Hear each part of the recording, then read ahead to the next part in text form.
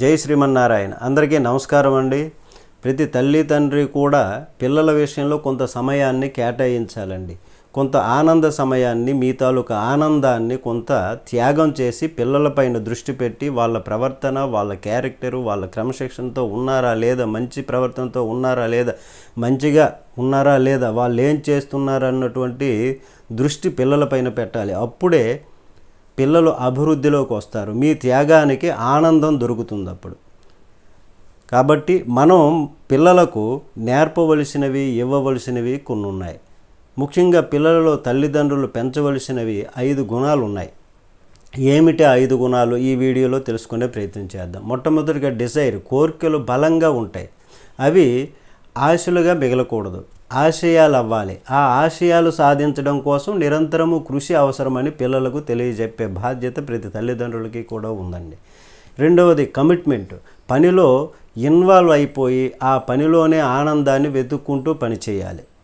గెలవాలన్న తపనతో ఆడాలి, గెలవటానికి ఆడాలి. ఓడిపోతానేమోననే ఆలోచనతో ఆడకూడదు, అసలు ఆ ఆలోచనే రాకూడదు. గెలవటానికి ఆడినప్పుడు అందులో మునిగిపోతూ ఆడతాంగా ఆ ఆలోచనలో శక్తి ఉంటుందండి. ఓడిపోతామేమోనని ఆడినప్పుడు అందులో బలం లేదు, బలహీనత ఉంటుంది.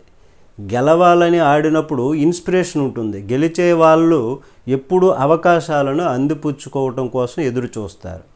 ఏ ఒక్క అవకాశం దొరికినా వినియోగించుకుంటారు, వదులుకోరు. అది కమిట్మెంట్ అంటే. ఈ కమిట్మెంట్ ఉన్న వాళ్ళకి గెలుపు తప్పనిసరిగా వస్తుందండి.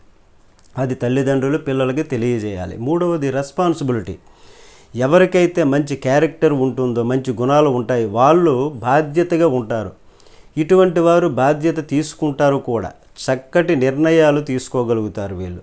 ఆఖరి గమ్యం వరకు కూడా వాళ్ళకు చాలా స్పష్టంగా ఉంటుంది. ఒక ప్లానింగ్తో వెళ్తారు. ఎలాంటి రిస్క్ తీసుకోవటానికైనా సిద్ధంగా ఉంటారు. ఎందుకంటే గెలుపు మనదే అనేటటువంటి ఆలోచనతో ఉంటారు వాళ్ళు.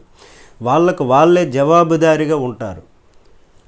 ఇక నాలుగవది హార్డ్ వర్క్. సక్సెస్ అనేది అనుకోకుండా వచ్చేది కాదండి. దానికి సరైనటువంటి ప్రిపరేషను, మంచి నడవడిక ఉండాలి. అందరికీ విజయం సాధించాలని ఉంటుంది, కానీ దానికోసం వాళ్ళు సమయాన్ని, కష్టాన్ని ఉపయోగించరు. దానికి చాలా త్యాగం కావాలి, చాలా క్రమశిక్షణ ఉండాలి. కష్టే ఫలే అన్నారు.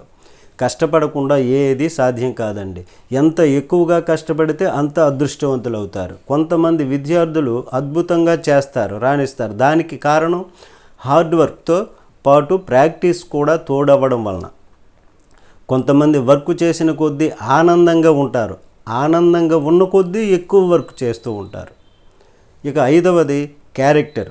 ఒక వ్యక్తి యొక్క వ్యక్తిత్వము, అతని యొక్క నిస్వార్థత, ధైర్యము, మనుషులను అర్థం చేసుకునే పద్ధతి, నిజాయితీ, గౌరవించే విధానము మొదలగు వాటిపైన తెలుస్తుందండి. ఒక వ్యక్తిని చూడగానే వాళ్ళ మాటల వల్ల, చేష్టల వల్ల గౌరవం ఇవ్వాలనిపిస్తుంది. కొందరు వ్యక్తులను చూస్తే వారిలో ఎక్కడ అహం కనిపించదండి. జీవితంలో చాలా ఉన్నతమైనటువంటి స్థానానికి వచ్చిన వాళ్ళు చాలామంది ఉన్నారు, కానీ దాన్ని నిలబెట్టుకోవడం కొందరికే తెలుస్తుంది, అందరి వల్ల కాదు. దానికి వారి యొక్క గుణాలు, చేసే పనులు, క్యారెక్టరు తోడవ్వాలి. సామర్థ్యం ఉంటే సక్సెస్ వస్తుంది. క్యారెక్టర్ ఉంటేనే దానిని నిలబెట్టుకోగలుగుతాము. అందువల్ల చిన్నతనం నుండి క్యారెక్టర్ను పెంపొందించుకుంటూ మంచిగా వెళ్ళాలి. ఈ విధంగా బ్రతికినంత కాలము కాపాడుకుంటూ ఉండాలి ఆ క్యారెక్టర్ని. మనం మన పిల్లలకు నేర్పవలసినవి, ఇవ్వవలసినవి కూడా ఇవే.